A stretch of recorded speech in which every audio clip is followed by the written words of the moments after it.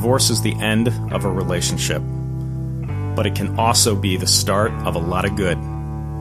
You might become a better parent, a better businessman, a better person. What's your story?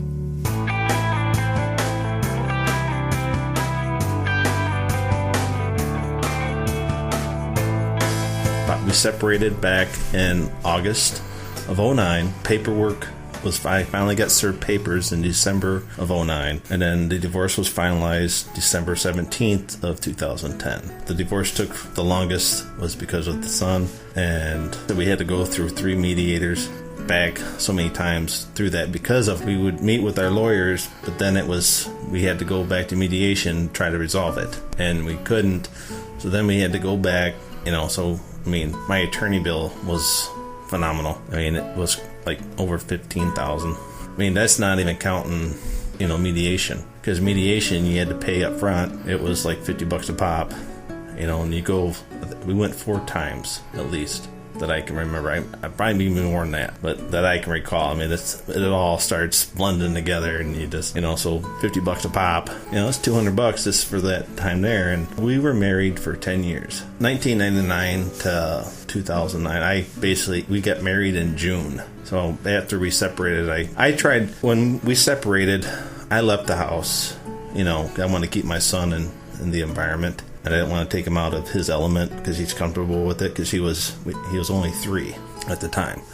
And I didn't want to, uproot, say, you got to leave, I'm staying in the house. So I went with my parents and stayed there. And I tried to work out, give her space. I tried to, say, can we go to counseling? And she wouldn't want to do counseling. I would periodically go to the house, because I still had keys to the house. And I could get in. I went there when she wasn't there, and I would go mow the lawn, clean the house, do certain things where I'd leave flowers in there, say, hey, can we talk? She wouldn't respond to my phone calls or nothing. I surprised her at work with my son one time. We left her flowers in the car saying, hey, have a nice day. And she threw the flowers away, even though they were from her, from our son. And stuff like that I tried to do. And then I finally did, a couple days before Christmas, I got served papers. And I realized it was over. We dated for over 2 years before we actually, married. And we waited, because she went to Western, and we waited till she got out of school. Then we got married the month after she graduated. And then 7 years later, we had our son. We've been trying to have a kid for 7 years. And we finally had, we call him our miracle baby. And I'm old-fashioned. I'm like, I get married once and I'm done. But, it changed, that the girlfriend I'm with now, I can, I'm just like, wow, I can see marrying her, and everything. And we're going to get married. We're just doing things backwards. It scarred me at first. I was so heartbroken because she was using him against me, my son, as threatening to take him away from me. And so I wasn't dating. If I was dating, she would, the whole year of going through the divorce, it was hard. I actually went through friends and dated, and my friends hooked me up with people. I dated, people a couple weeks here, and then I said, I came out front with him and said, I got a son, and he's going to make or break the, if he doesn't like you, if he has to like you. If he doesn't like you, I want him to like it. You got to like my son, because he is my life. And the first few didn't really, want him around. So then I went away from girls that didn't have kids. I went to start with girls that had kids, and then that worked out good. But then it started getting to where when I would spend time with my son, when I had him come over, when I was staying with the girlfriends that had the kids, her kids were getting jealous that I was spending more time with my son and not spending time with them. I said, but I don't get him. I get to see you guys every day, but I don't get to see my son every day. And that was kind of hard too. My girlfriend now, though, she doesn't have kids. But the first I told her, I said, I have a son. And I said, I don't want to introduce him to you yet, because I want to get us, see how we are. And then, and she was fine. We went out to eat, and I went to the bathroom when I came back, and they were in a full conversation. And then from then on, he loves her, and that means the world to me, And then she includes him on everything. She basically treats him like her own, which is phenomenal. That made me even love her even more. Because the ones that had kids, no girlfriend has ever really gone the extra mile for my son. Like most people, they like, I got kids, I don't have to worry about your kid. But she understands that, hey, you need to go spend time with your son and this and that. And she's like, even now that we got a kid on the way, she's like, you still need to go have your bonding time with him every once in a while. And she gets it. It's amazing. First girl I dated, she was never married, but she had a kid, and I kind of felt like broken goods, like no one wanted me. She was like really pushing. It just felt like they make it work. Why would someone want to be with me? That, okay, he was married and he got divorced. I don't want to be with him. He couldn't make it work. So I felt like nobody wanted me. So I felt like I didn't try hard enough. I went through counseling through my parents' pastor. He was a counselor. Very helpful. It opened up my eyes. I look back at my marriage and things that I could have done, maybe change things. I mean, he goes, look at this book. What do you see? I see a cover with words on it. He goes, ask me what I see. I see a back of a book with nothing on it. He goes, you have to see also what I see. And I wasn't always doing that in my marriage. But I mean, I did respect my wife. I never cheated. I never, but I didn't always see her side. I use that now in my relationships, and I always try to look at the other person's side of the situation, avoid arguments. I'm like, I can see how she thinks that I got the way I said that. It sounds, or I said it, and then I think about it, I'm like, yeah, okay, I didn't do that before. We would just keep arguing. Yeah, he opened up my eyes to a lot of things. He goes, you just gotta see it from the other person's perspective, and it changed. That was a big thing that I hurdled, and he opened up my eyes to a lot of other things.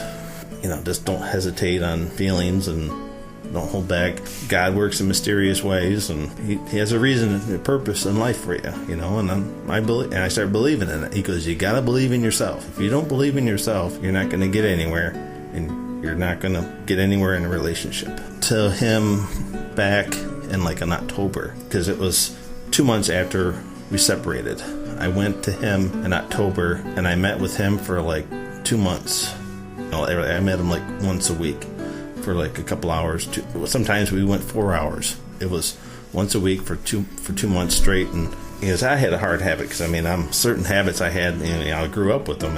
Parents don't thing. And I think I went through, because I dated quite a few girls, and I kept learning lessons through the girls that I dated. It was probably a good year. I was trying not to rush into anything with them.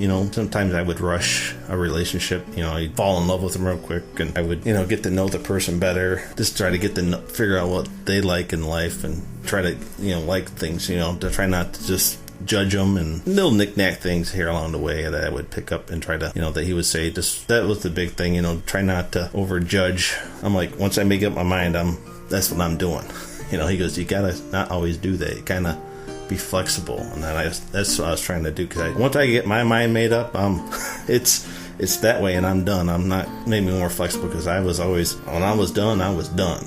I'm not going to, because I wouldn't want. I didn't try to work at it. It'd be like, because I dated a girl that was like 10 years younger than I was, and people didn't like it. I'm like, why does it matter? If you love somebody, you love them. It doesn't matter. Age is just a number. But that was a big hurdle. She was younger than me, didn't want to do the party scene, and I already did that. I didn't want to do that, but I wasn't judging. But people, my friends and all that, were judging me. But we love each other. It shouldn't matter what the age is. It shouldn't matter what people were thinking, and it didn't. But she kind of just to do all the partying, and then I finally I didn't want to do it, and so we kind of just broke it off before we got too serious and everything. So that was that one. But then I basically tried to stay around my own age, but then I would I would just go slow. That's all I did, and then I would just learn from there. And then I could spend like every waking moment together, because that was me before. I wanted to spend every waking moment with you. And you gotta have your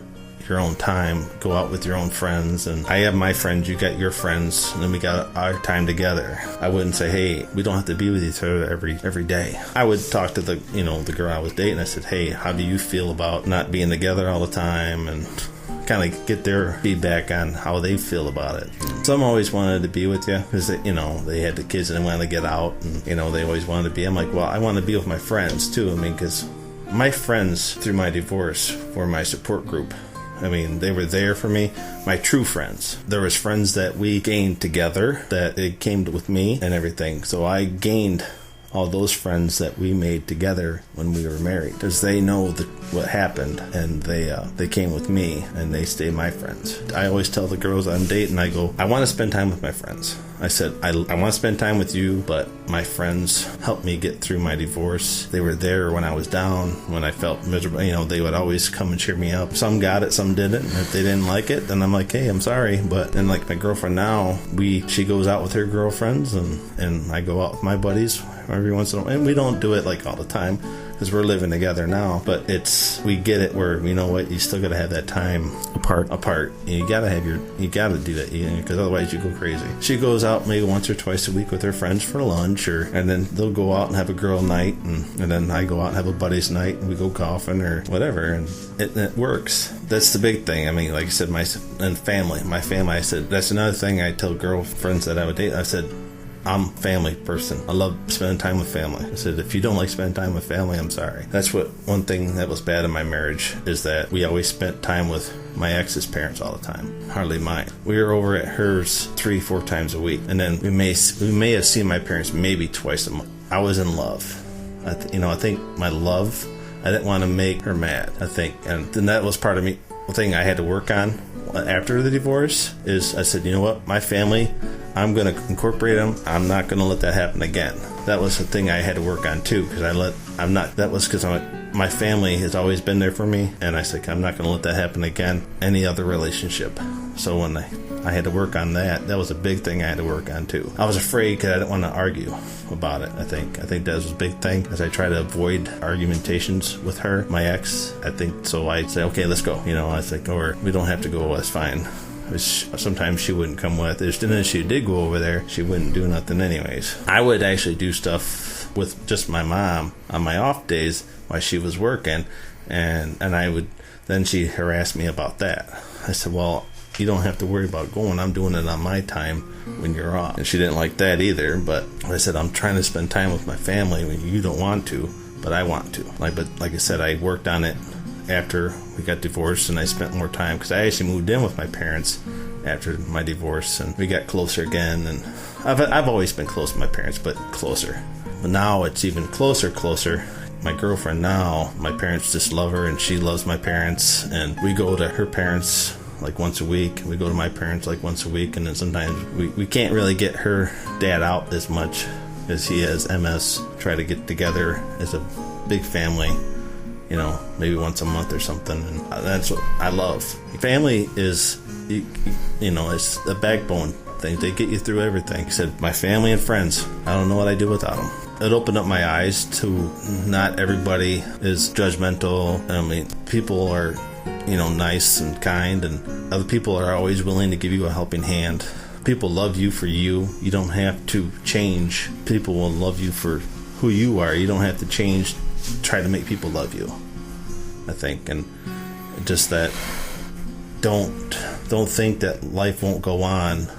Like I said, after the divorce gets down, I would say a good 6-8 months after the divorce was finalized, that with talking with the pastor and all that, because he would just say, just keep thinking, you don't have, just try to work on yourself. But when I was working on myself too, he goes, don't change your person. If you're outgoing, funny person, don't try to change that. Be an outgoing. Don't have to be a quiet person. And friends start seeing, I think it was more of a gradual thing over the 6 months, because my friends were seeing it slowly. They're like, hey, it's nice to see your personality kind of coming back slowly. Because I kind of put up a front when halfway through my marriage, my friends started seeing that I wasn't the same person. They told me this after we separated, and they're like, you're not the same person I once knew you. You used to be funny, outgoing, and I changed. My ex-wife didn't like that, because she always told me I was too flirty. I would always joke with my buddies' wives and stuff, and they would joke back.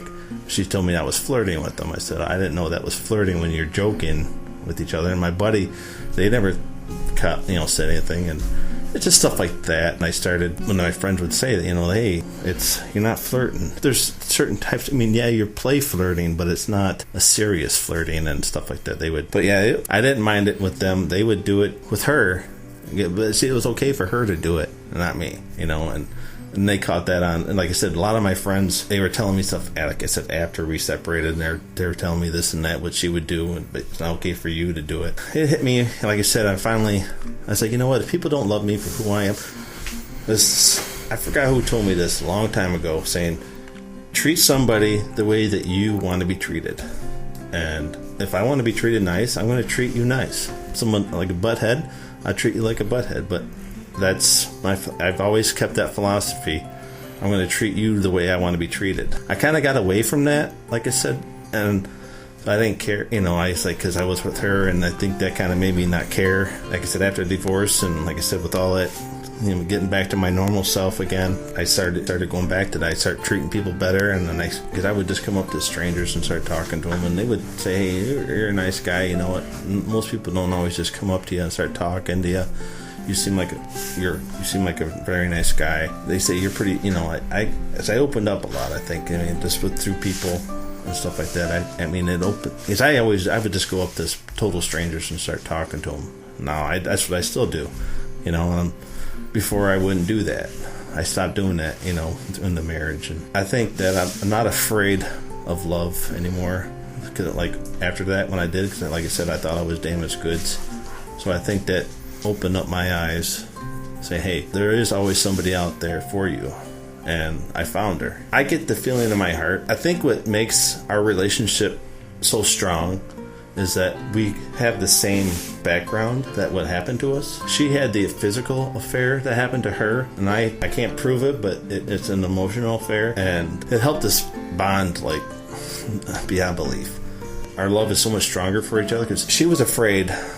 We moved, at first we wouldn't kiss, we weren't doing anything because she was afraid that she was going to get hurt again. And I said, you know what, I've only been with you for a month. I can feel it in my heart. The love I have for you is so strong that I get teary-eyed just thinking about you and me. I could never cross that line. And I had to keep reassuring her that I would never leave. I said, my mom, she even told her, she goes, when he loves somebody, one woman man, and he will never veer away from the love. And if he tells you he loves you, he means it. And I do. If I tell you I love you, it's coming from the bottom of my heart.